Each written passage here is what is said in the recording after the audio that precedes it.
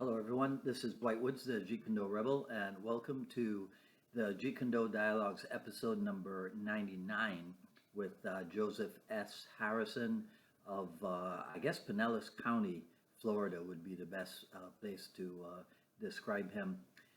As you're logging in, if you'd be kind enough to say where you're logging in from, hit the like button and feel free to continue doing so throughout the dialogue. Joseph is a guy that actually, you know what, I'm going to find out from him whether or not we have actually met before. You might remember a few weeks ago with Lee Grohl, I discovered that he and I had met some 35 almost years ago. So we'll see if Mr. Harrison and I have ever met before. I think we have, but let's find out. Okay. Okay, here we go. We're good. All right. We did it. I know. Listen, I have to ask you, the first thing I have to ask you, because a couple of weeks ago, I was on with Lee Grohl out of Ohio. Okay. And then he tells me, oh, yeah, we met back in 1985. And I'm like, what? Have you and I met? Like me and you? Yeah. Yeah, it was a long time ago. We're talking like early 2000, or actually, no, I'm sorry, because I moved to Florida in 1998. Okay. And my instructor in Michigan was the one that referred me to you when I moved to Florida because I was looking for JKD instructors at that time. Okay. And then he recommended me to you. And then I found it was you, it was you, Ron Balicki, and a couple other guys that were in Florida at the time. Right. And then I came down, we're talking like 20 years ago now. So I came down to where you were at, I think it was maybe 99 or 2000. And I came down there and trained with you for, it was over a weekend or over a few days, but that was a long time ago. Really? It was a very long time ago. And it was just, it was a short visit. And I was, because I didn't know where I was going to move. I didn't know where I was going to live. Okay. So I came down there to see if I wanted to call Miami home, Tampa, I didn't know where I was going to go. So I said, well, I ended up picking Clearwater at the time. Yeah. That's probably a better choice. Yeah, you know what? At the time, it was a better choice, but it turned out to be. I wouldn't go back there now. I definitely wouldn't live in Clearwater ever again. Really? Yeah. So, okay. So you are. Where exactly are you now then? Well, right now I'm in Rhode Island because my girlfriend and I came up here to drop off our RV. Okay. Because we're going overseas we don't actually have a home right now, so. Yeah, so we gave it all up, we took she bought this RV with the sale of her house, and I closed my business, and we combined our income together and said, well, let's travel now because we don't want to wait till retirement because we might not have that chance. Right. All the stars lined up, and it was good. It was just a good time for us to do this now. Okay. And yeah. So wait. So all of the research I did on harrisonmartialarts.com, that place doesn't exist anymore? It was very recent. It was it was last year. So technically, probably when you look, I changed the address on the website recently, recently as in like probably, oh gosh, maybe 6 months ago or something like that, because I had to change it to my new mailing address, but I closed it. So so that studio is gone. Oh, all right. Okay. Yeah. Well, geez, man, we got a lot to talk about then. Yeah, and I've been having problems on my website because because WordPress kind of does this. The platform that I use for my website is WordPress, and it's always giving me some kind of problem with updates. And when it updates, I can't get my website to come back up, and I just got tired of trying to tackle it. So I wasn't updating it the way that I could have because the other reason is because when we were traveling. It was very rare that we had a signal because we were always in the mountains somewhere. Yeah. And so it was too hard for me to get a signal long enough for me to be able to update the website. But now I did it. I updated it, so it should be square. It should be correct at this. I still have to make some changes on it. Right. I've actually had to make some very recent changes on it. But I'm going to go back, and now that I'm sitting still and I have a good signal, I can go back there and I can just update it and make it more proper. On that WordPress thing, are you using one of the I don't even know what you call them, but like Elementor or? Yeah. So I did not end up going with the Elementor. I just stayed with the standard editing tools that came with the website to begin with. So I didn't change the Elementor because I didn't like the way that it's supposedly supposed to be easier Yeah. and a little bit more user friendly. But Yeah. I was so used to doing the more complicated way that it's easy for me. So Right. I was like, I don't want to change it, because I feel like that with Elementor it was more difficult. I wanted to do more, and you can't get more with Elementor. They made it so easy Yeah. that a lot of the plugins that I had activated for my website did not work with Elementor. Really? Yeah, and so I was like, I'm not using this because then I can't use these other plugins. Like, for instance, there's a font tool that I have. Uh-huh. There's probably about a half dozen tools that I have on there that I can't use if Elementor is active, because it basically makes those things kind of obsolete. But I Right. like using them still because it works for my particular Okay. website. All right. Yeah. No, I mean, when I came across Elementor, I thought they were a godsend. I really, really. Yeah, when I do another website, I'm going to use it. Okay. But for the way that I have my website set up right now, it's better for me to stay with the older editing tools. Got it. Yeah. So how come you're doing your own website? Are you like a hands-on type of guy? Well, what happened is at the time I couldn't afford to hire somebody for websites, and we're talking probably about almost 10 years ago. Mm-hmm. And there was a guy that I met through another friend of mine who wanted to train and do martial arts. Mm-hmm. And he was a website designer and still is. And I said, hey, would you be willing to trade some private lessons for teaching me how to do this so I don't have to hire somebody? Smart. And he was totally cool with it. And so I would give him an hour or two in a lesson. Right. He would come over to the house or to the Right. house that I was renting at the time, and Yeah. then he would show me the ropes. And Yeah. this went on for about 4 or 5 months or something like that. So I had everything I needed at that point. Yeah. See, to be able that's to smart, learn how to because do. what most people do is they trade the private lessons Yep. for the person doing the website, not teaching them how to do the website. Yes, and Right. I was like, I want to know how to do this. Right. I don't want to have you like show me this stuff and then still have to hire somebody. Yeah. And so I was like, I teach you, you teach me, and then we're even. And Yeah, then that's because how it works. because then when they depart, there Yeah. goes your website, because you don't know Exactly. And my hands are tied again. And then Yeah. and then it would only be a matter of time before I'd have to call him again. And I'm Yeah. like, I want to get to the point where I don't need you anymore. So meaning not as a friend, but I mean as a person that's helping Right. me with it, Hey, And how did so you it get really so worked smart? out. How did you get so smart about business? You know what? It's I still wouldn't consider myself very smart when it comes to business, but I am getting smarter and I am getting better, because most of what I've learned has come through a lot of failure, a lot of mistakes and things like that, which is the case with a lot of different people that have gotten good at anything. It's been, Yeah. through trial and error and mistakes. But it started when I was working at a gym in Tampa, at a gymnastics gym. Okay. And I was so how can I say disappointed.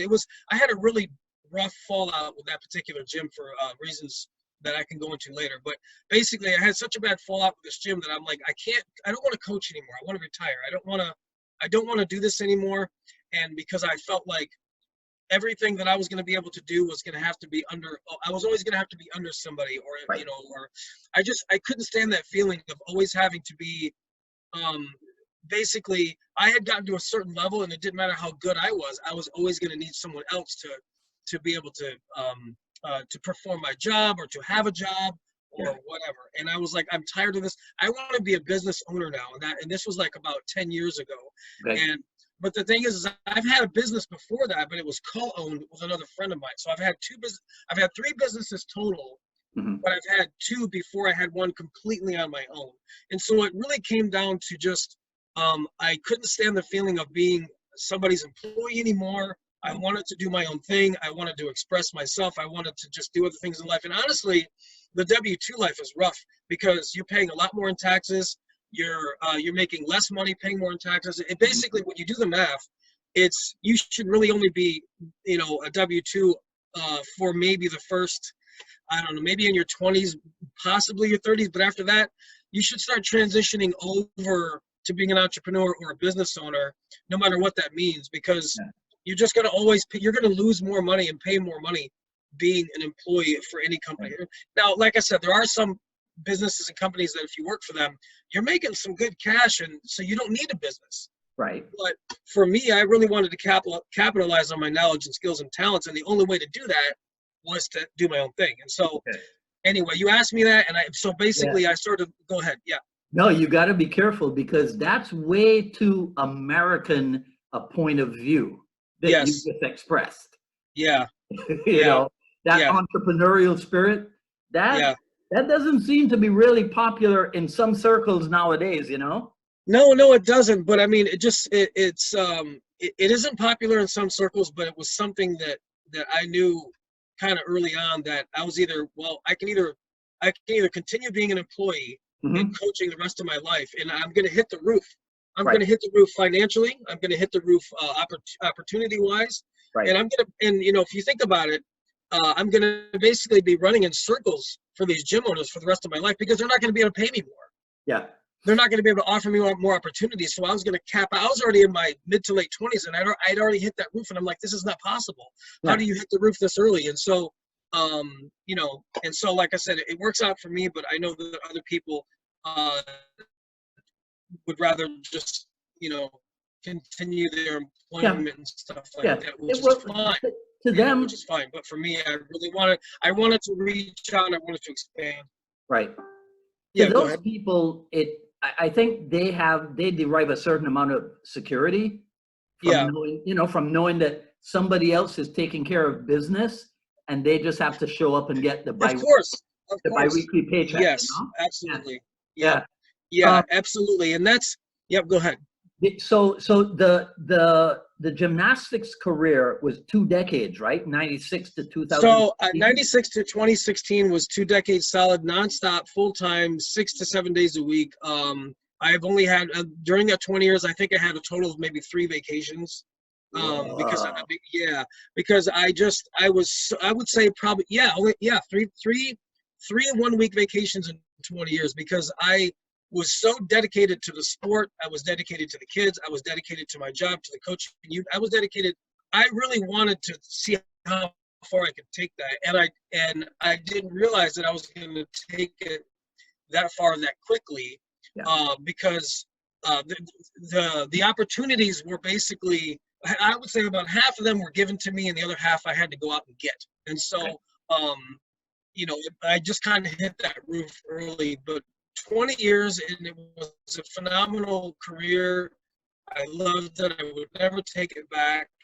But it's not something I ever want to step back into again, Right. for a lot of different reasons. You're not making more money. You're not doing better. I was already getting to the point where I was going to have a second job just because, I mean, it just wasn't working out. And so, and then on top of that, the gymnastics industry right now is under a very strict microscope because of what's been happening in that industry with sexual child abuse. And so that I didn't want to be a part of it anymore because Yeah. of the politics of it, Yep.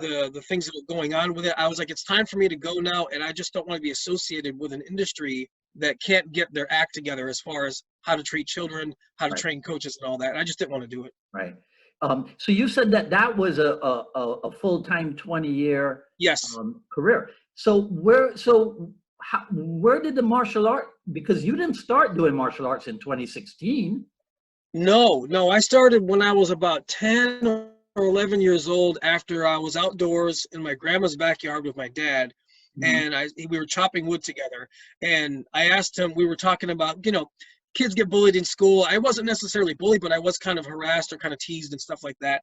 Yeah. And so I started asking him about fighting and getting in fights in school. And then one conversation leads to another, as we're outside. And he tells me that he did judo when he was in high school.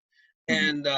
And so we got into that conversation, and we started talking about what he did and what he learned and stuff like that. And here's my dad, he's a pretty big guy at the time. He was always a big guy, but Yeah. he's showing me these kicks and these moves. And I'm like, here's a guy who carries himself very comfortably at around 280, and he's doing this stuff. Right. And so I got really curious. And so my brother was the fighter of the family, and he started telling me about different martial arts and stuff like that. So my curiosity was getting very piqued within the next couple of years. And I started doing, well, let me go back a little bit more. But so my brother's talking to me, and he at the time, he was doing kickboxing. He was doing some traditional martial arts, but mostly kickboxing and boxing. My dad was a professional boxer. The guy that raised me. So the guy that raised me was my father, but he wasn't my biological father. I never got a chance to meet the biological father. So my stepdad, so to speak, Mhm. was the guy that raised me, but he was a pro boxer, and he had over a total now, not professional, but just total fights. He had over 280 fights, and I believe his pro career was somewhere in the, oh gosh, I think it was like I think 70 or 80 fights pro, Yeah. and he won most of those, and he was the Southwest Michigan champion, and then he was also he fought regionally as well. So in that region of the United States, Michigan, New York, Indiana, Ohio, and all that. So he fought in Chicago as well under a guy named Pappy McCormick, who was out of Chicago at the time, which a lot of good boxing comes out of Chicago. Right. But anyway, he was a boxer. Yeah. Yeah. By the way, you said it was your instructor in Michigan who referred me to you. Who was that? Which instructor was that? His name is Eric Smith, and he's an instructor under Richard Bastillo. Oh yeah. Okay. Yeah. All right. So that's so my dad basically introduced me to martial arts. My brother was already doing it. Right. My interest gets piqued. We're staying up late because we only stayed up late as brothers, and we were watching Bruce Lee movies. And I'm like, well, who's that? and he's like, well, that's Bruce Lee. And I'm like, well, what does he do? Because I was at the time I was doing Shorin-ryu karate, which was the first system I ever did, or style. Yeah. And I'm like, well, what does he do? Is that karate? He's like, no. He was like, that's something else. And he says, I think it's called Jeet Kune Do. And I said, well, and then my brain was just on fire because I didn't know what anything was. And he was like, I don't know what it is. I just know that that's what they called it. Right. He's like, but that's what he does. And so from that night forward, and this is probably like 1 or 2 o'clock in the morning, we're watching late night TV and all that. And so then obviously there's no internet. There was no way for me to read about it. So I had to go to the library. Mm-hmm. And I just started picking up everything I could about Bruce Lee. Mm-hmm. And I read every book I could get my hands on. And then, of course, my friend, James Conkle, he was the one that was actually doing JKD with a guy named Marcial Jimenez, I think his name was. Okay. Up in Michigan. Okay. And so James, my best friend, he was doing karate, judo, and something else. I can't remember now. Karate, judo, and Aikido, I think. And he did JKD with this other guy, but he did it I think it was very scarce because this guy didn't teach out of a studio or anything. He taught out of his home. So it was whenever they met up, whenever they met up, they trained, And so James had a very brief experience with JKD. And so I started learning what he was taught by this guy. And so James and I started training together all the time in his basement, over at my house, after school, whatever. So we were training just like maniacs. And so then we go over to another friend of mine's house. His name is Richard Plummer, and he gives us this flyer of this guy who had just started teaching JKD, Kali, Jiu-Jitsu, and Muay Thai all in one place. Uh-huh. And I was like, you got to be kidding me! There's somebody that is going to teach JKD. Like, I didn't know there were people that taught it. I did not know. I thought it was just Bruce Lee who did it. I didn't know there were people who could teach this stuff. Right. And so I was on my bicycle. I rode to this the place called Dragon's Den in Michigan, in Battle Creek, Michigan, and walked in, and I just couldn't believe what I was seeing. And so I walked in, I walked back out. I go on the back of these magazine covers, like Kung Fu Magazine. You have unique publications. Remember those videos? Uh-huh. Yeah. And so I go on there and I see these Jeet Kune Do videos by Bert and Richardson. And I had to mail out for the videos, so I paid for them. I sent the check, or I didn't send the check, obviously, because I wasn't old enough. But my dad sent the check, and then we got the Jeet Kune Do videos from Bert Richardson. It was called Defining JKD, and that was the first time I'd ever seen JKD trained, or the first time I'd ever seen it done by someone and teaching it, like as a method or as a way or whatever. I didn't.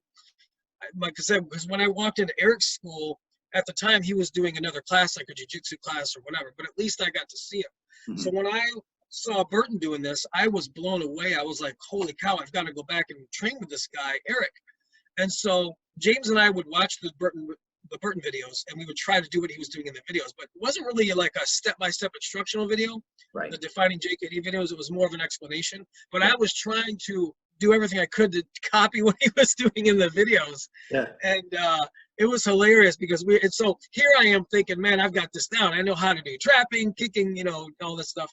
And I go to the school, to Eric's school. I walk in, and he says, do you have any background or experience? I'm like, yeah, I do JKD.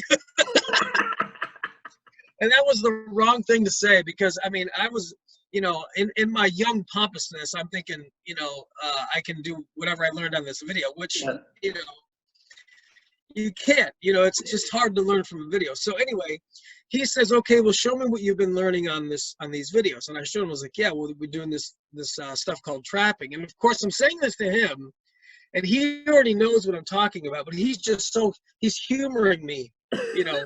He's like, I got to see what this kid is talking about. So we start doing trapping, and he counters me, and he puts me down on my butt, and then he helps me back up, and, you know, he says, when would you like to start? I'm so embarrassed at this time. I was so furious because I was so embarrassed that I didn't know what I thought I knew, and he shuts me down and puts me on the ground. I was kind of embarrassed by that. So I didn't actually go back right away. I was kind of mad at the guy.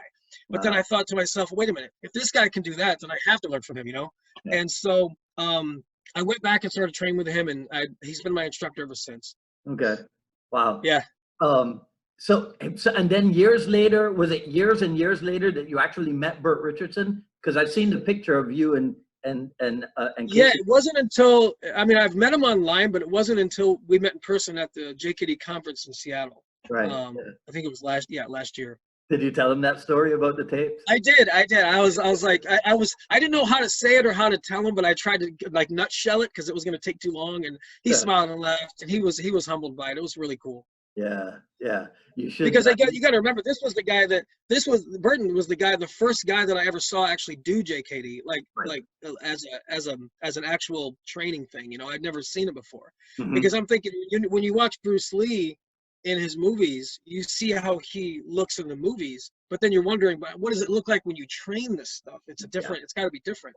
And so when I saw Bert, I'm like, so if it looks like that, I was so inspired by it and so just taken back by it. I really wanted to do it. And so I'm very grateful, because I know a lot of people across the country don't get or have never gotten the same opportunities I have, as far as being exposed to people who are very well versed in that mm-hmm. way. You know, they know grappling and trapping and kicking and punching, and, you know, they're very well versed. They've done other arts, you know. Yeah. Because most people are very one-sided, maybe two-sided. They've done maybe a couple of systems, but that's about it. Yeah. And so I'm very grateful for that. Yeah. There's a picture of you. There's more than one, but there's a picture of you with Sifu and Asano. Yes. And I think you're about 12 years old. I was, 12 going on 13, something like that. Yeah. That was in 1998.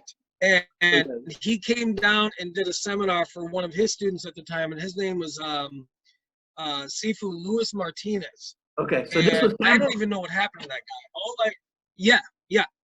Okay, because I saw that picture, right? Listen to this. I saw that picture. I look at the design on your shirt, and I go, that was the Tampa seminar.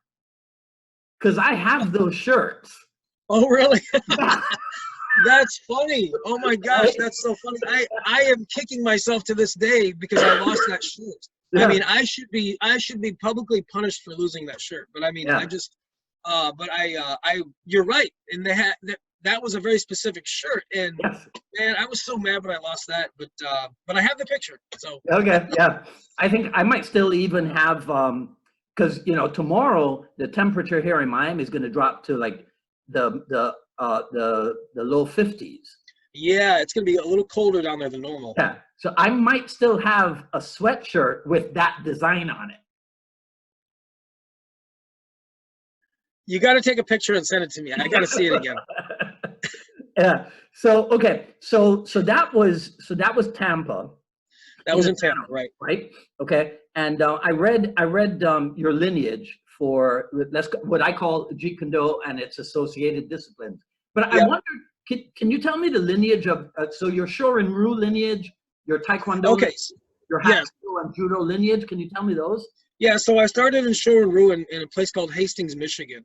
Okay. And there was a little studio down underneath this very tall brick building, and you had to go down the stairs and around, and you had to pass by this Chinese kind of like a Chinese shop, or it was like a pro shop, not a pro shop. It had medicine in there, it had food, it had all these different things. It was like a Chinese themed shop. But anyway, right next to that shop was a Shorin-ryu Academy, and that was the very first time I'd ever taken martial arts instruction, besides taking it from my brother, which he did kickboxing. And so I started with that, and I went from that to another school. It was from that to Taekwondo in the same city.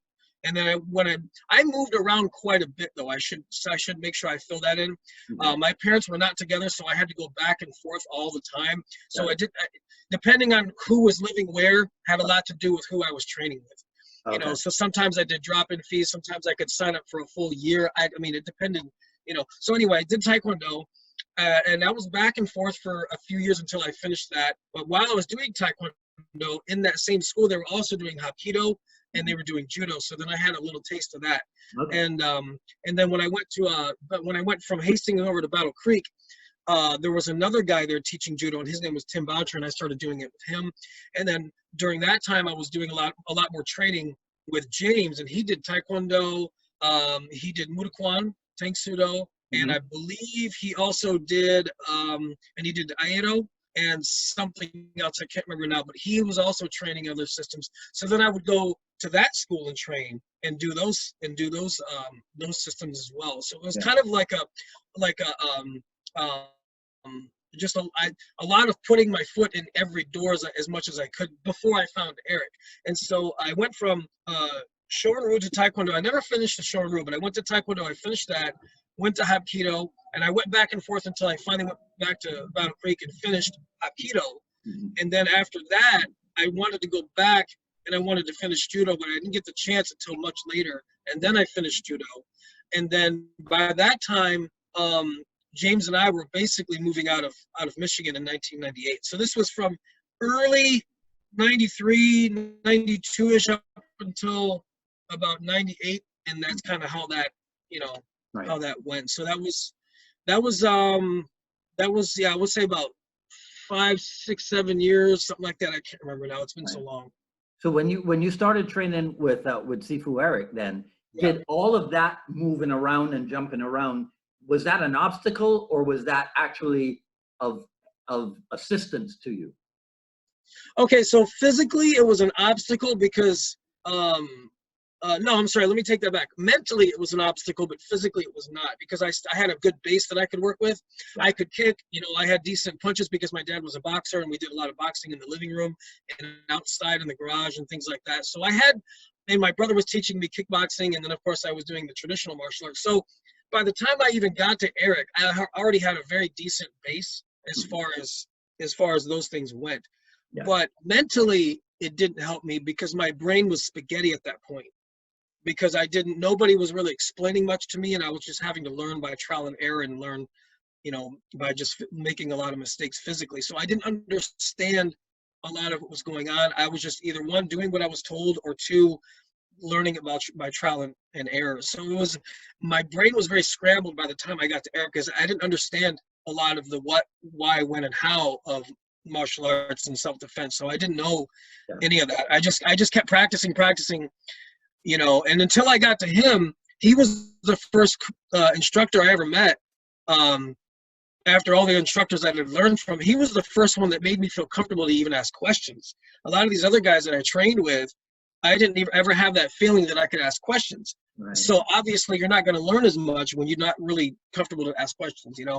And so by the time I got to him, it was just so profound, because all the things that I really wanted to understand, he helped me understand. Okay, yeah, that's what I was going to ask you, if he helped your brain to switch from being spaghetti to being something else. He did. He takes full 100% credit for that, because even to this day, there have been very few people that I've ever met since I've met him, and I still know him. I just talked to him last week, but there have been very few people who really are very, it's like it's his craft to connect the dots when it comes to, the reasons why things are the way they are, and, this martial art and that martial art and this training method, and, it just makes so much sense. And just the way that he explains things, it basically takes martial arts from being like this really big unknown world to a very small, simple, easy to understand thing. And I still haven't met too many people that have been able to do that even today. Right. When did you start gymnastics? Well, I did it in Michigan because I wanted to be a stuntman. I didn't really want to be a gymnast. Okay. And I was so enthralled and so inspired by Jackie Chan that I was like, one day I'm going to be a stuntman. I want to do martial arts and I want to be a stuntman. And that was, my mind was made. My mind was made up. Yeah. And so I was doing gymnastics in a place called Branch Gymnastics in Battle Creek, Michigan. Before that, I did some in Kalamazoo, but it wasn't like a professional career or anything. I just went in to learn stuff. And so I did gymnastics because I wanted to be a stuntman. And by the time I got to Florida, it was tough to find a job. And so I thought, well, let me go see if I can, find a coaching job. But what I did first was I went to this gym and I was trying to get my my SAG card so I could start doing stuff in different parts and roles and stuff like that. It was more difficult than I thought it was. But basically, I went to Universal Studios. They told me what I needed to do. They recommended that I find a gym to start working out at, to start getting my flips better and to start getting my agility better and flexibility. And they said, go work on that and then come back to us in about 6 months and then we'll see where you're at. And so that's what I was supposed to do. Then I had to re-audition. So in that 6 months time, I was training at a place called Gemini Gymnastics in Oldsmar, Florida. And because I was tight on money, the guy that was coaching me, not the guy that was coaching me, but the owner of that gym had offered me a job. And he said, hey, if you can't afford the lessons, I need a coach. So I'll pay for your lessons if you coach for me, because I'm down to coach and nobody, I can't hire anybody fast enough for it. Okay. So if you come in and teach, then I'll have you take the lessons under Victor was the guy's name. He said, you can take private lessons with him and you don't have to pay for it if you can just come in and coach for me this week, because he was really desperate for a coach. And then that turned into a 20-year career. So that's kind of how that started. Right. And during that time, I was also training a lot in martial arts too. So. Okay. So what was the date then? Because I'm still a little bit confused, right? What was the date of the opening of Harrison Martial Arts? So I opened up the studio in Clearwater. I opened in 2014. Okay. Yeah, so 2014 until last year, so 4 years. Right. And but I mean, the original intention was to. Okay, the original, yeah. So non-brick and mortar, meaning like the actual idea of it. I would say it started around 2008. 2007 to 8ish was somewhere, because I really wanted to start breaking off from all the other people that I was learning from and start doing my own thing. Yeah. Because I was just, at the time, I felt like I was at a level of understanding that I didn't really need to continue to do what they do. I wanted to do what I wanted to do. So that I would say was probably when it officially started, when I started coming up with a curriculum and in ways of training and things like that. Mm-hmm. Because by that time I had a lot of knowledge in strength conditioning and flexibility from my job, and I could carry that over to the training methods of martial arts. And so I felt like it was time for me to put something together, and I did. Right. You say on, let me find it here. I started Harrison Martial Arts not only because of my passion for martial arts, but mainly because I saw a real lack of education, experience, depth of knowledge, and wisdom behind too many instructors, teachers, and business owners. Can you break that down for me? Yeah, I mean, it's really right there. I mean, I couldn't put it any better than that, than I already have. But what I'll say is that even before I traveled the country, my girlfriend and we've been traveling the country for over a year. And even before that, I saw it, I saw it in all the different, I mean, I started in Michigan.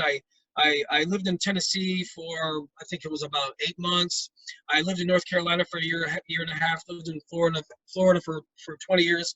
Mm-hmm. And so I've had all these different chances to see martial arts in different places, at least on the east side anyway. Okay. And so during my experiences with martial arts in Florida, it was just really, really apparent that most of the schools that I would either go to or visit or train at, based on my education and how to teach, comes to teaching something as complicated as gymnastics, the teaching methods and the teaching education was not up to standard on the martial arts side. And I'm thinking to myself, well, you know, like in gymnastics, you're not learning how to teach a backflip. You're not learning how to teach a front handspring or something like that. You are learning how to teach that, but you have to learn how to teach first before you're allowed to teach those skills. Yes. And so they put you through a lot of different rigorous training, types of training and educational seminars and workshops and material and safety standards. There's 90% of my ability to coach that sport had nothing to do with knowing how to teach a backflip. It had to do with how to communicate, the quality of my education, the quality, how good am I getting kids to participate in a certain activity. You know, it had nothing to do with the actual skills, but had everything to do with how good of a communicator I was, the depth of my education and knowledge in the sport itself, the depth of and education of my knowledge of how to teach. You know, just so many things that were put on us as coaches that we were required to have before we were allowed to teach very hard skills. And so anyway, so I had that to contrast. I had that to compare to. And so, you know, the more that I was training in martial arts and the more that I was teaching gymnastics, I started to see a very wide gulf between the quality of teaching in this sport versus the quality of teaching in martial arts. And you start to see it and you go, but why is that? Why are the standards over here so much higher than over here? But you're basically teaching something that's equally as, you know, just similar, you know, but the severity behind teaching martial arts is not as respected as it could be. Meaning, you know, we are all teaching this thing called martial arts, whether it's JKD, you know, jiu-jitsu, kempo, you know, aikido, it doesn't matter. It doesn't matter what the art is. Our obligation to be able to teach this stuff very proficiently and very, very well. I mean, that's our responsibility. But even before it's our responsibility, it's our instructor's responsibility to make sure that we understand that responsibility before we go out there and teach. Okay, so you're talking then about in martial arts, instructors teaching people how to teach, not just assigning teaching responsibilities to let's say, a senior student. Okay. Yes, and been around for a long time, go teach. Yeah, that's right. Okay. And so what we found after traveling across we visited over, I think it was, we went into and visited over 200 schools across the country. And I'm talking schools, you know, everything from Taekwondo to Jiu-Jitsu, every school that we could find and get to and drive to and visit, we went to those schools. Because I wanted to know if I was right and I wanted to know if I was wrong. And so, and this all goes back to me wanting to write this book for martial arts too. But I was like, you know, am I right or am I wrong? I've got to know. I don't want to start speaking out against anything unless I know for sure that this is the way it is everywhere, or is that the way it is in some places or whatever. So we're going to these schools. Or even, is that the way it is in some disciplines and not in others? Yeah, exactly. So it was a very wide, like sort of research project. But I was like, I have to go see, is there a difference between how the judo guys teach, how the JKD guys teach, how the Kali guys teach? Is there a difference? Because we only have, like Bruce Lee said, we only have 2 arms and 2 legs. So how much can you really do anyway, you know? Unless human beings grow, 3 arms and 4 legs, we only have, one style of fighting. So I wanted to know, I just wanted to know how much was I right and how much was I wrong. And so we're going to these schools and we're visiting them. And what I found is, it's not that the martial art was bad. It was that the instructors were either very poorly qualified, underqualified, or not qualified at all. And there were a lot of instructors that we met that were extremely qualified. They were very good at what they were doing. They were just phenomenal people. They were phenomenal instructors. So not all schools that I visited were bad schools or poor or whatever, right? But unfortunately, it was more than it was less. There were more schools that I visited that were under TES. And because when you just look at education by itself, when you look at, like for instance, I don't know if it's on my website, I have to look again, but like the 4 pillars of education is education, communication, participation, and then application. So if you look at those 4 aspects, and this is how you become a great teacher. If your education is sound, the next thing is you got to learn how to communicate it. Can you communicate it efficiently enough to get your lesson across to get the results?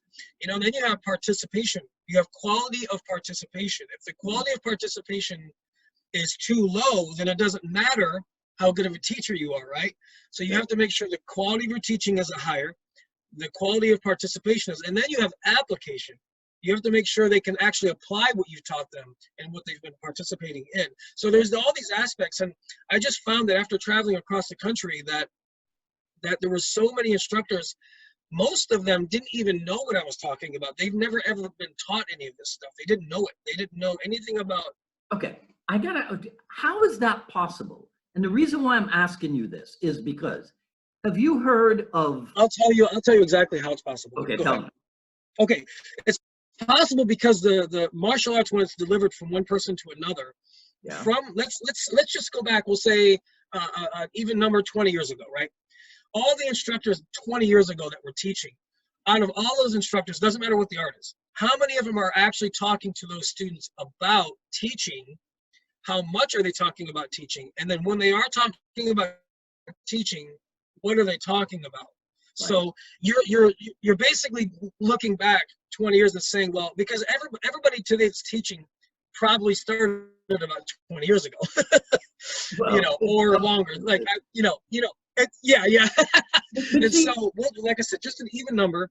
Right. But here's why I'm asking you this, because 20 years ago, right? So 2000. Yeah. 2000, I'm fairly sure that John Graydon was around.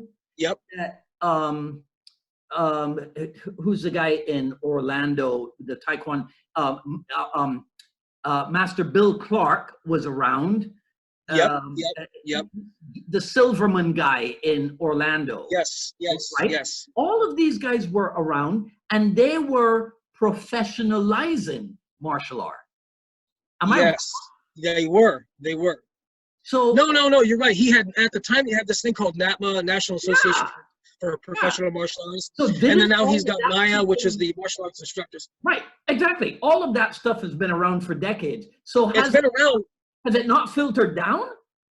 Well, and that's the big question, because when you start asking the right questions, you start getting very interesting answers. It's like, I'm sure that there was a lot of people that were part of NAPMA that got a lot out of it. But then the question is, what happened to the information after NAPMA finally wasn't around anymore, and then it became Maya? And then what are those instructors doing with that information now? So basically, here's how I'm going to round out my answer, is that there's always been information and resources around for 50, 60, 70, 80 years for instructors and teachers to be better instructors and teachers. The information has always been there.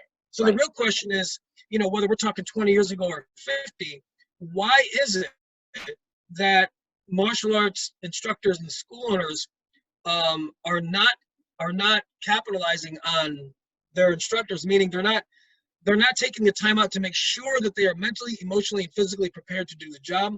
They're just saying, hey, you got your black belt, go teach. And so you've got this business model. Basically what I'm getting at, Dwight, is that today's business model of martial arts doesn't seem to require someone to know as much as I do about teaching. So what they do is they go, hey, look, we can only afford X, Y, and Z, so we can only hire A, B, and C. So, you know, and so they're not going to go out there and find somebody who's been teaching for 25, 30 years, because to be honest with you, they're not going to be able to afford somebody like that. So, you know, because somebody that has that kind of background is obviously going to ask for a certain compensation.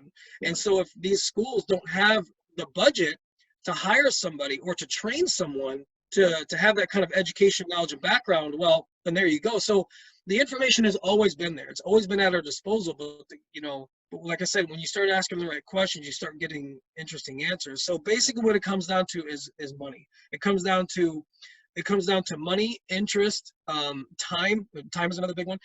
Most of these martial arts schools are secondary businesses for people who already have full-time jobs. And so, they just don't have the budget to really train somebody, any of their students to really be a great teacher. It's like, for instance, we were in we were in Bozeman, Montana, and we visited this girl named Robin Klink, and she owns Gallatin Valley Martial Arts, and she was one of the best instructors I've found across the country. And her school is really nice, but she actually teaches her instructors from the ground up. After they've trained with her now, she teaches them from the ground up how to teach first. So they're not allowed to be out in front of the students without her until she feels that they are ready to go. These are adults now. Right. And I've been to schools, I've been to ATA schools where they throw out like this 16-year-old, who, I mean, how possibly could they know anything about teaching? And even if they did know a lot about teaching, it's depth of knowledge, which is the difference between your good teachers and your great ones. Yeah. And so they just had more time behind teaching, and so, like I said, is that situation even worse? Is that situation compounded when it comes to Jeet Kune Do schools? You know what? That's funny you asked that, because as we traveled, I didn't run into really that many JKD schools. They don't seem to be a prominent now. The JKD programs are out there, people teaching JKD within their school, but you know what I'm saying? Like they're teaching it as a program or as a class. Yeah. Or, they're doing other things with JKD, but they're not really teaching JKD, so to speak. You know what I mean? Right. And that was another thing that really startled me, was how few schools I actually found that were actually teaching JKD. And like we actually, right before we ended our travels, we found a guy named Forrest Caudle, and he's a student under Chris Kemp. Yeah. Yep. And so he's a JKD school, and he's really good. He's a good instructor. Yeah. And great personality, great guy. But anyway, going back is they don't exist because, and I don't really know why. I have speculations and I have my own reasons why I think they don't exist as much, but I can't confirm that. Okay. But I do have some pretty strong reasons why I think they don't exist. Okay. Can you give me one reason? One strong reason? One reason is because it's really, well, I could give you a few strong reasons. How about that? And okay. It's gonna be somewhat kicking the hornet's nest and poking bears and stuff like that. But okay. JKD had this really, really, JKD had a lot of time that there was a big chunk of time that JKD could have been a very prominent, very exposed thing in American culture. And for a little while there, it seemed like it was getting a lot of traction. And I would say probably in the 80s and the 90s, it was getting a lot of traction. It was getting a lot of attention. It was getting exposure. But then the UFC came along, and that was in 90. Oh gosh, I think it was 93. Yeah. And so basically, the UFC and MMA and Jiu-Jitsu, those three have almost completely overshadowed almost any other style, system, or art out there right now. Not because they're better or worse, but because of exposure. Yeah. So JKD was getting as much exposure as it was getting at the time between the 80s and 90s, and even in the 70s. But when the UFC came along, it was like a BB gun hitting a freight train.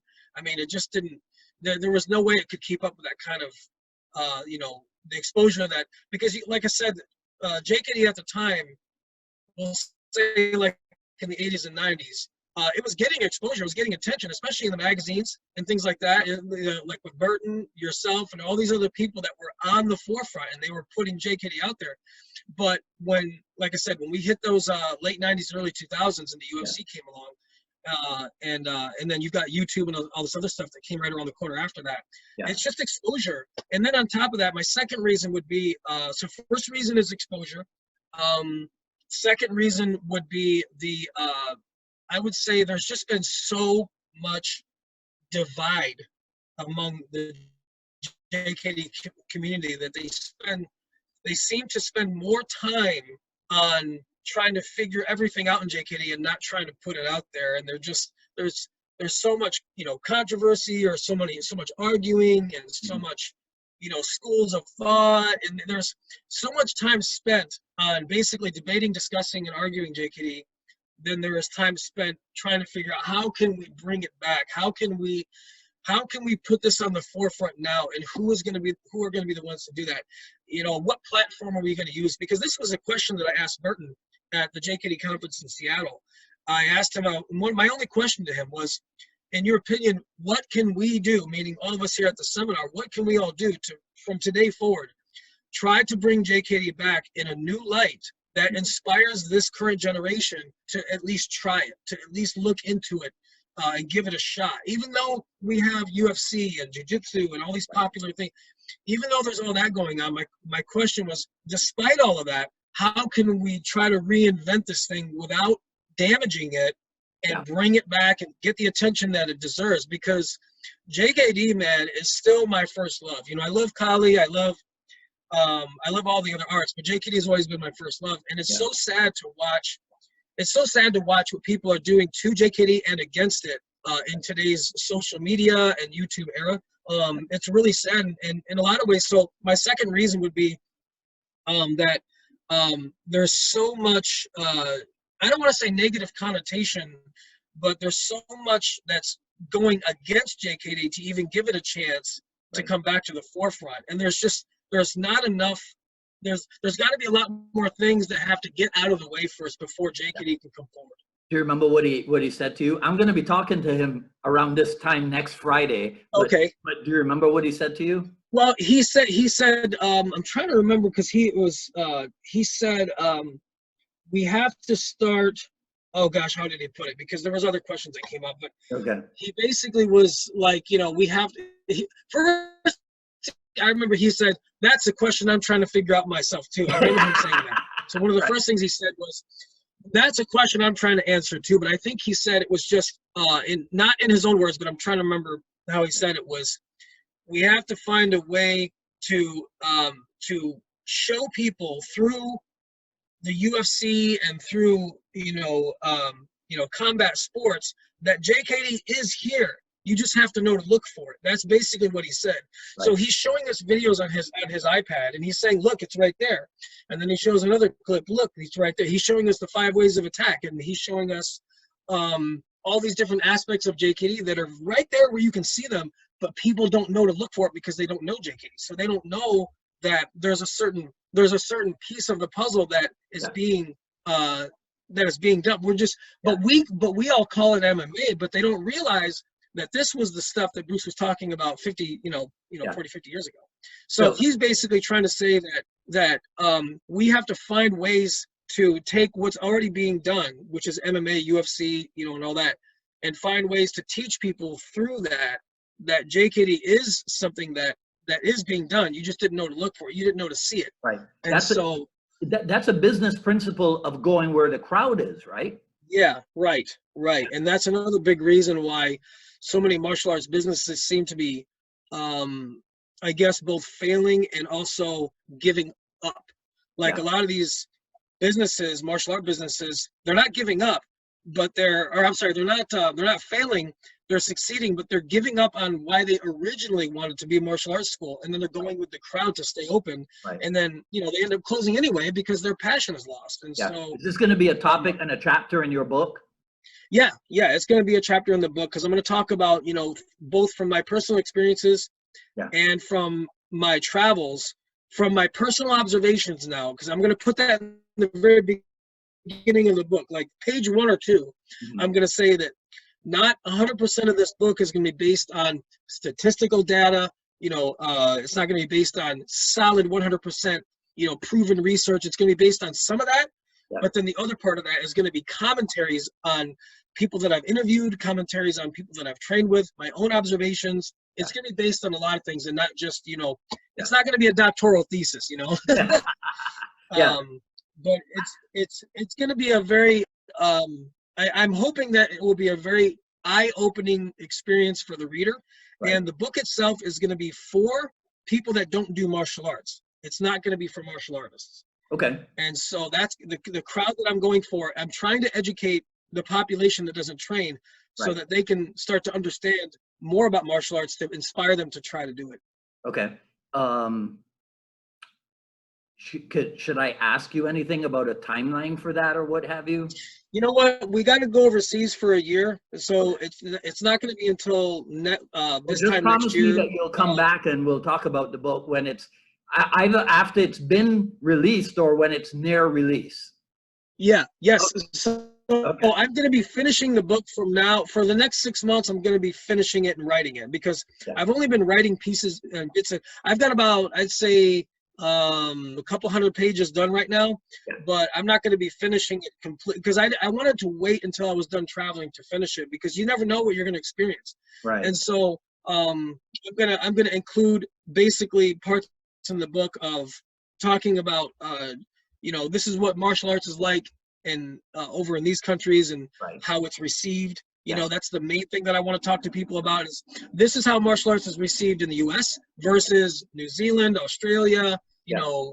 and things like that. So I really want to show people that, martial arts over here in the US is not nearly as well received as it is in some other places, and that it's also more received than it is in some other places to kind of Right. give them an idea of where martial arts stands in the U.S. Yeah. And I think that's important because, if we want more people to participate in this thing that we know more people should participate in because of the introduction of so much technology, we are losing ourselves because we're not training, we're not doing things that really open up our mind. We got our faces on our phones, we've got we're very technologically driven, which is, it's robbing us of our autonomy. It's Right. robbing us of our wonder. It's Yeah. robbing us of all these things that we could be discovering, in our cognitive abilities and things like that. Yeah. So today, more than ever, martial arts is needed. And I really want to put that point across in my book.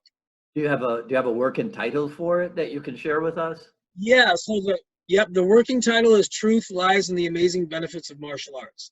And so the book is basically going to go into, I want to tell the reader all the truths, all the irrefutable truths about martial arts. Right. And then I'm going to go into a lot of the lies that have been told over the last probably, I'd say 50 years. Okay. And why those lies, why people like me and you and Bert and everybody else, we are still cleaning up.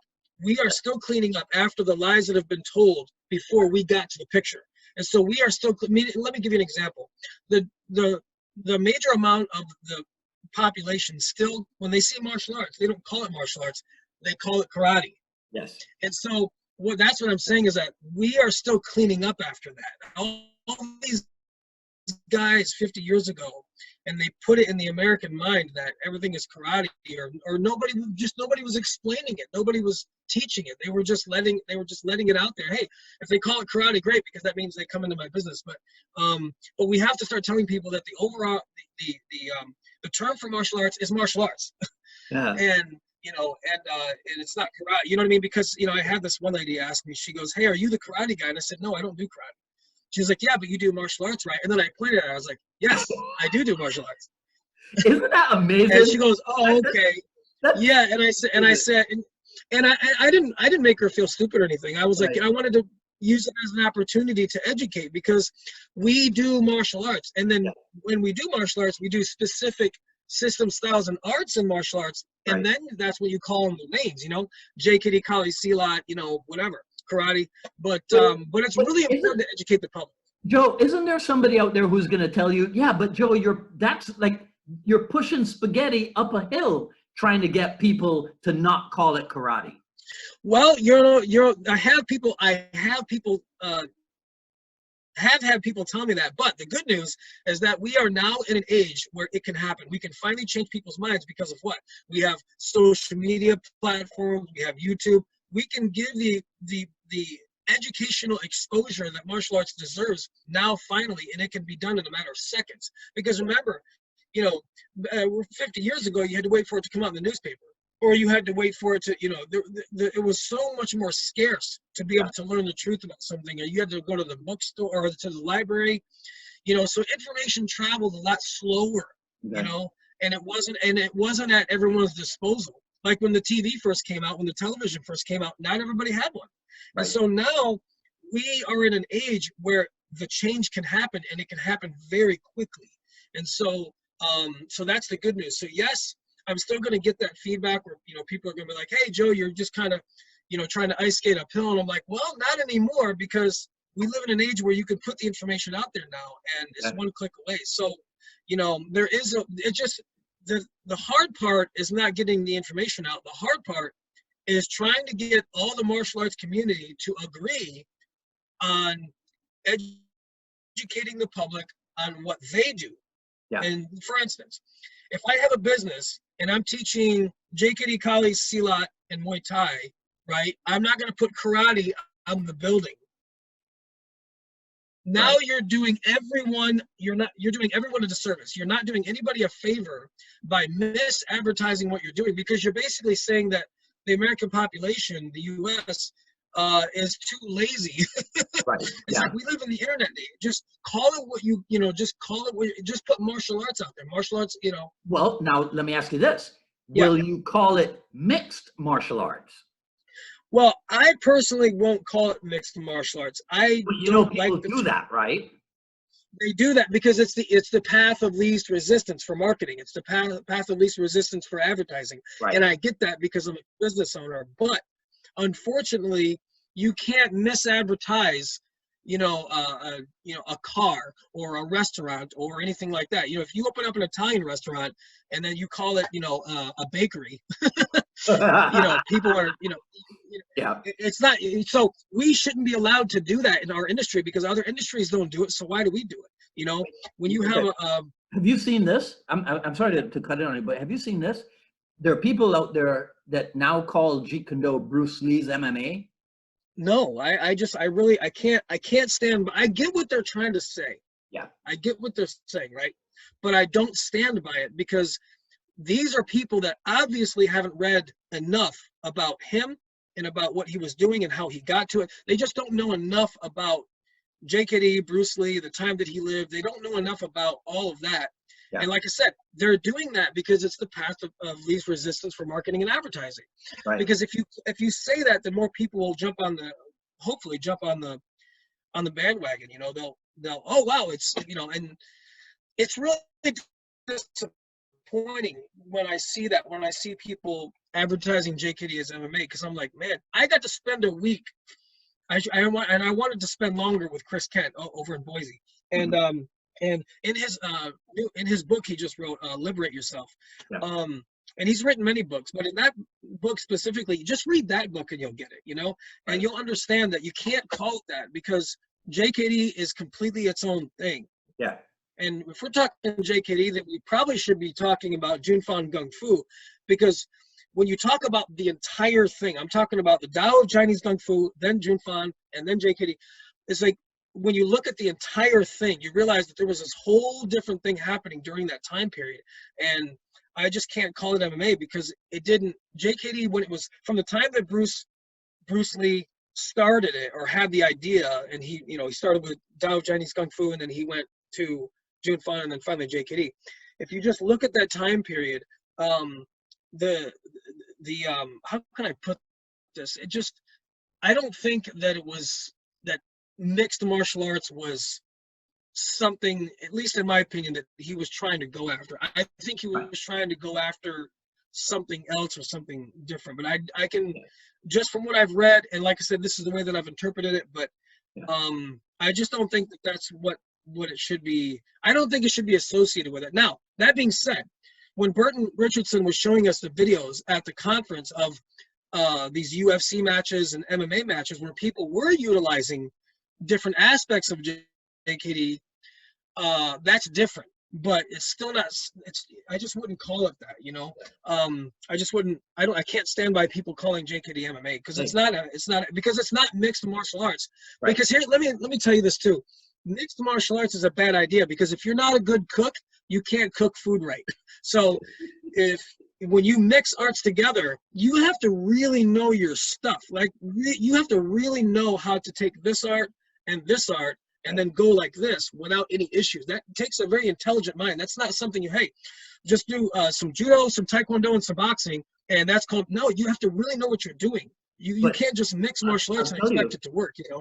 There's an element of society out there that now believes that that's what mixed martial arts refers to. And they do, and that's because that's what's perpetuated, and that's why I want to write my book, because the industry and the people that are involved in the industry, not all of them, but there are a lot of them that will continue to take that path because that's how they get people in the door and get people to click or buy into their information, whatever. And it's really sad because it's ruining the public's perception on martial arts. You know, because imagine this. Imagine a school is advertising that they teach JKD and they call it MMA, and you go in there and all you're doing is MMA. You're doing mixed martial arts the way that they do it.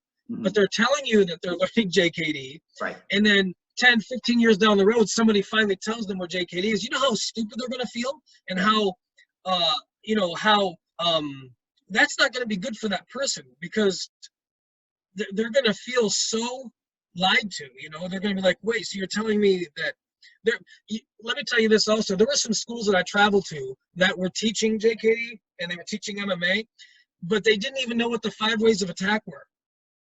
Whoa.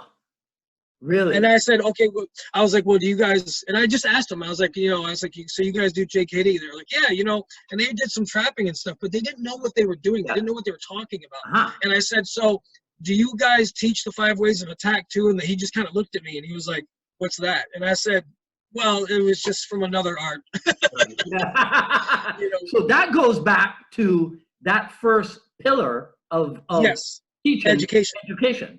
That's right. If you don't have the education to teach what you're trying to teach, then immediately everybody is going to pay for that. You're going to pay for it. The students are going to pay for it, and then the culture is going to pay for it. And so if you have the education, but then you can't communicate it, meaning you can't, you know, you can't teach it. Then go ahead. All right. Don't throw anybody under the bus, right? But this place that didn't know about the 5 ways of attack.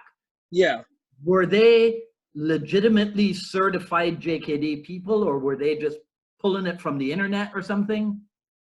I really don't know, because on their website they said that they did it, and I didn't see anything in that particular building or in that school that had any kind of certificates.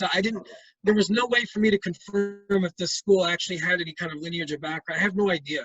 Right. But I do know that there are a lot of schools that will take JKD and use it as a marketing term. Or as an advertising term, because maybe they spent a year with this guy, or they went to this school or that school or whatever, you know, because there's nobody to stop them. There's nobody to, you know, to get in their way, and so they're basically allowed to do it because there's really nobody to stop them. So hey, if you can ever make use of this, right? MMA stands for 2 things. Stands for mass market appeal, and it stands for mainstream martial arts. Yes, I like that. I definitely like that, and I would definitely like to use that. That's very good. Go ahead and use those. That's very good. I really like that. And I like it because that's a really good educational way to look at it. And I feel like it's so important, because if you educate the public and say, look, if you do MMA, you know, you're probably going to be doing A, B, and C, and X, Y, and Z.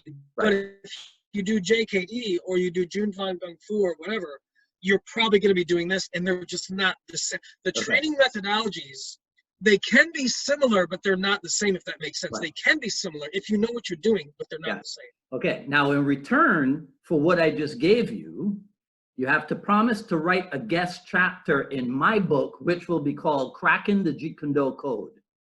I like it. I like it. Yeah.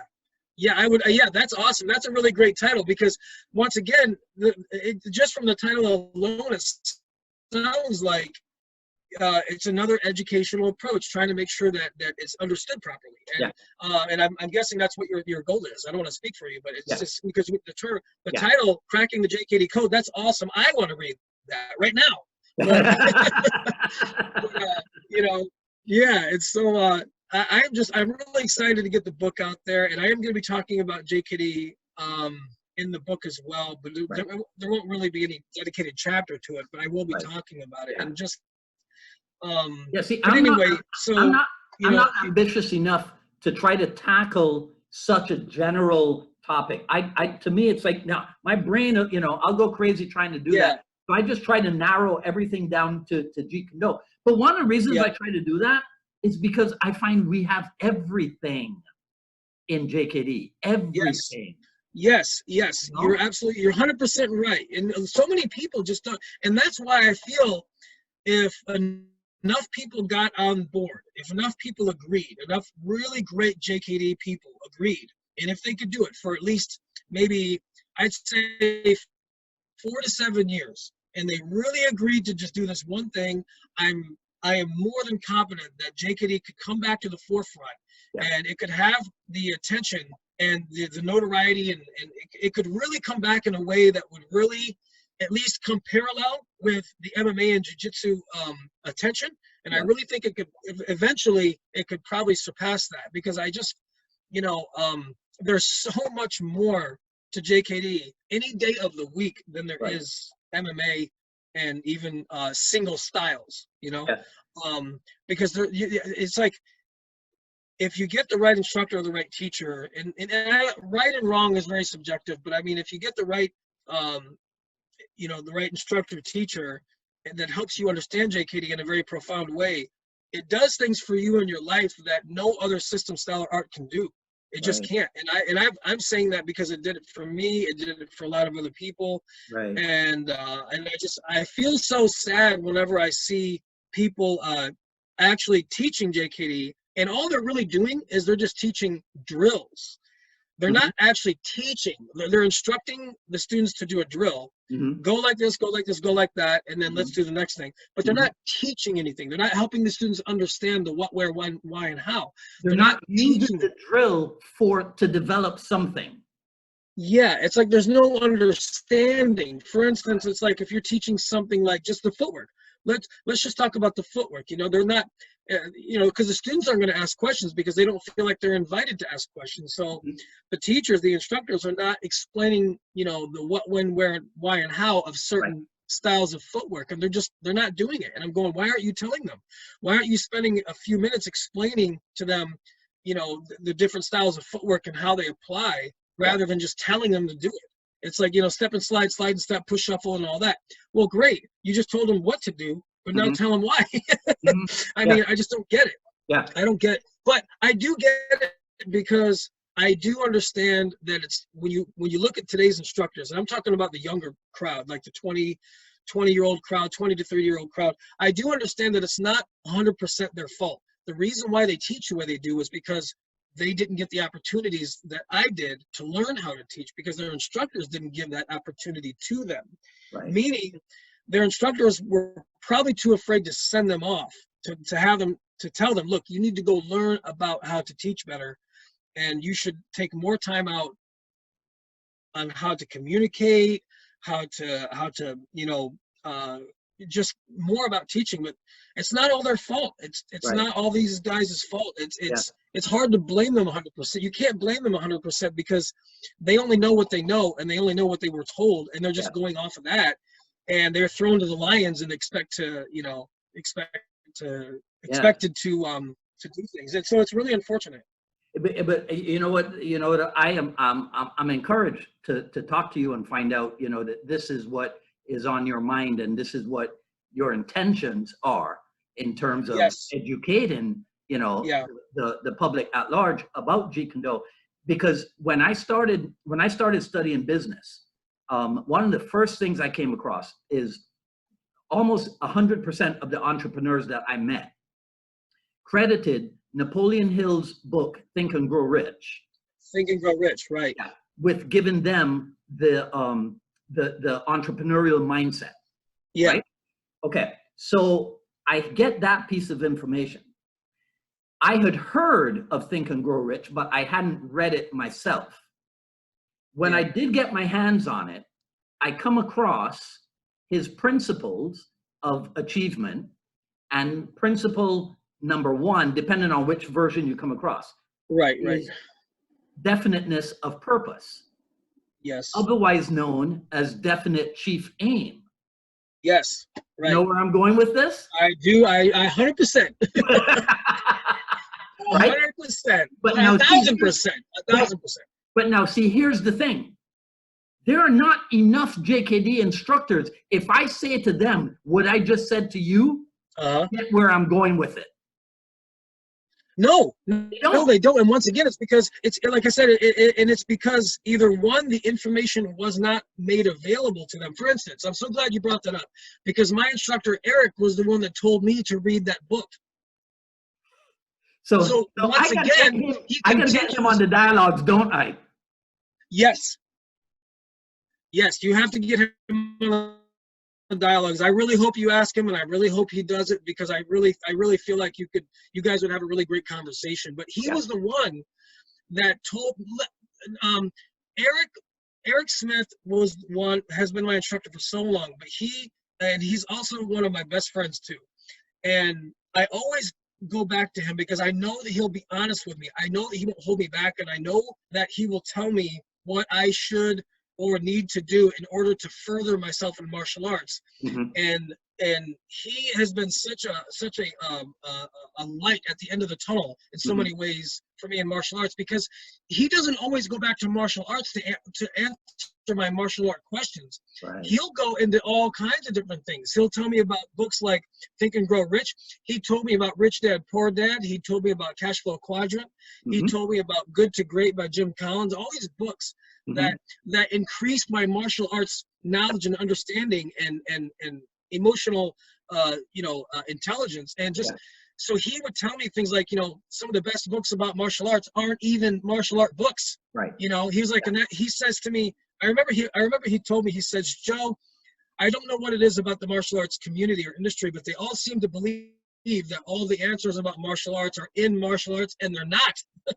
They're not. You have to go outside.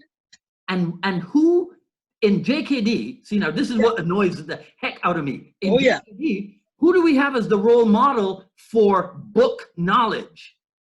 I don't know. I mean, like I said, the only people that I feel like have at least read enough books to even get credit for something like that. And I know Guru Dan has read a lot of books like that. I know, but like I said, I don't know. No. As far as JKD, here's the answer: Bruce Lee. Right, Bruce. Right, exactly. He had a library. Yes, and it's like, and I try to explain that to these people, and I'm like, you guys think JKD comes from, JKD, and I'm like, no, it came from a guy who read a ton of books that had nothing to do with martial arts, but they made his martial arts better. And so that's it right there. You just nailed it on the head. It's like, if you want to, that's why I said it's really hard for people today to understand JKD or even Jun Fan Gung Fu or the Tao or whatever, because he was studying things that were outside of the realm of martial arts. They were in completely different realms. Yeah. And that's what made him the person who he was, is because he studied, and he read these books, and This is why I'm annoyed, because all those books that you just mentioned, right? Rich Dad, Poor Dad, Cash Flow Quadrant, right? Yeah. You didn't mention Richest Man in Babylon, but I'm sure that's one of them. Yeah, right? That's one of them. They're all available on audio. Yeah, you can buy them. They're right there. You can get it. You don't even have to go to the bookstore. You can just go and get the So it's all there. It's like, if you want to understand how to teach better, how to communicate better. Like, let me give you another example. Another piece of advice I got on how to be a better teacher was to do this thing called Toastmasters, and it was a public speaking, or like it was a group that you could get involved with that taught you how to basically go up on stage and speak in public. And I'll never forget that, because it helped me get over my fear of teaching in front of a crowd. Yes. And this was a long time ago. And so circling this back around is that a lot of the JKD community doesn't either understand or doesn't realize that they're going to have to go outside the borders of JKD in order to learn how to teach it better. You have to go outside of those borders and those walls in order to understand the stuff that Bruce Lee was writing about. I'm glad you brought that up. This thing. I'm going to give you this last one, and then I'm going to let you go. Okay. How did Linda Emery meet Bruce Lee? How did Linda Emery meet Bruce Lee? Linda Lee. Like, you want me to tell you like how they met? Yes. Where did she first encounter him? I want to say, was he at the University of Washington at the time? Nope. It wasn't at the school. It wasn't. I don't actually know. That's a good question. He was given a speaking presentation on Chinese philosophy at Okay, I remember reading that. Yes, I remember reading that. What book was that? So now we're talking about developing the ability to speak in public, and Bruce Lee had that ability too? Yes, exactly. It's like when you really look back, and I remember that now because I'm trying to remember. I've got like this library of books about Bruce Lee and all that, but I remember reading that now. Yeah, and it's been so long, but I do remember that. And who told him? But that actually hasn't. Who told him that in addition to speaking, you should be an author? And so he self-publishes the Art of Philosophical Self-Defense at what, age 20 or something? It was very, very early, very young. Yeah. Right? So there's there's no aspect of human achievement, of personal development, for which Bruce Lee is not a partial, if not total, role model. Agreed? Absolutely. No, agreed. And if the JKD community, just the JKD community understood that and realized that, I feel like the entire community would go up. Like it would all go up because they would be like, wow, I had no idea that this guy had his hands in this and this and that. He had, and I just feel like if they really paid attention to what he was involved in and how deeply he was involved in it, I know that they would become better practitioners, teachers, instructors, whatever, because they would realize that they have to go outside of those boundaries in order to improve, and they got to get their hands on those books. And today's books, not just the books that he read, not just the books that Bruce Lee read back then, but the books of today too. And because knowledge and education has changed in the last 50 years. So it's so important to really, really keep your nose buried in a book and really learn and try to understand the different aspects of not just Bruce Lee and JKD, but also the aspects of teaching and business and all of that. So, and like I said, and that's been something that Casey and I have found throughout our travels, is that there just doesn't seem to be any importance of expanding people's the instructors that are teaching out there. There doesn't seem to be any importance in learning all of this and trying to understand how to teach better, because we don't need more black belts. We don't need more martial artists. We need better teachers. Right. Because if we don't have better teachers, then martial arts will start to erode over time, because the teachers that are teaching are getting worse, and so are getting less knowledgeable. They're not learning more. They're not getting better, and so martial arts will eventually stop existing because it's not being taught well. And you know what? So like I said, we don't need. You know what, Joseph S. Harrison? With people like you out there, there's hope. I appreciate that. I'm just trying to spread the message, man, that we got to get on it doesn't matter what art or system or style you're teaching. We've got to become better teachers. Between me, you, and Bert Richardson, we'll get it out there. I hope so, man. I hope so. And I hope to see you at the next conference too, if you can make it. That'd be phenomenal. Yeah. And because that was a great time. And but I feel like increasing my travel schedule in 2020. So who knows? Okay.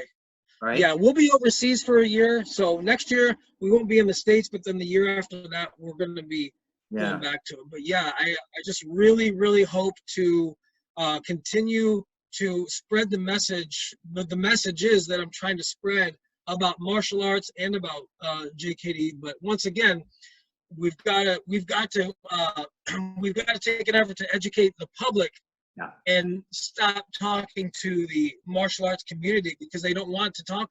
They don't want to admit that maybe they might not be as knowledgeable or as experienced as they thought they were. So you get a lot of this cognitive dissonance. You get a lot of this Dunning-Kruger effect and things like that. Yeah. So it's more important to spend our time talking to the public that doesn't participate, so we can help them. And then when they come over to the martial arts world, they're going to have a much sharper understanding about what's going on and why. So that's kind of how I feel right now. All right, man. Okay. On that note, it's been a pleasure. Thank you for having me so much. It was a real honor to be on the show, man, on the podcast and on the channel and all that. So I appreciate it. talking together, and I just look forward to all your other conversations with other people because they've been phenomenal. I've really enjoyed these last few too because they really gave me a lot of insight, and it's so valuable. I can't even put a price on it. So I appreciate it. Okay, well, do me a favor and tell Eric Smith I'll be coming his way shortly. Okay. You got it. Will do, Dwight. Thank you so much, man. Okay. Take care. All right. Take care. Bye. Bye. Okay, that was episode number 99 of the Jeet Kune Do Dialogues with Joseph S. Harrison of harrisonmartialarts.com. Feel free to share, like, and comment, ask questions if you want. Joe and I will go through and review everything after posting. Sign up for notifications for when we go live on Facebook, if that happens ever again. We still have to see. And then sign up for subscribe over on the YouTube for the Jeet Kune Do Dialogues, for the I Love Jeet Kune Do broadcast, and for the FMA files. And when you subscribe over on the YouTube, be sure to hit the notification bell. Follow me on Twitter at Dwight Woods and on Instagram at Dwight D. Woods. At ilovejeetkundo.com. The Quick Skills Series Volume 1 is available. Coming up next Friday, November 22nd, should be at 6 p.m. Eastern Time as usual. Episode 100 with special dialogue partner Bert and Richardson and yours truly in what I have dubbed the counter for counter call. All right, so you'll have to tune in next week. Hopefully Facebook Live will have been repaired and we can you can join us for that. Otherwise, we'll do the off-camera deal and have it posted for you by Saturday, the 23rd. All right, so I'll see some of you next Wednesday, I guess, for another issue of the I Love Jeet Kune Do broadcast, and then the rest of you here next Friday for episode 100 of the Jeet Kune Do Dialogues. This is Dwight Woods, the Jeet Kune Do Rebel, signing off. Have a great weekend. See you next time. Take care.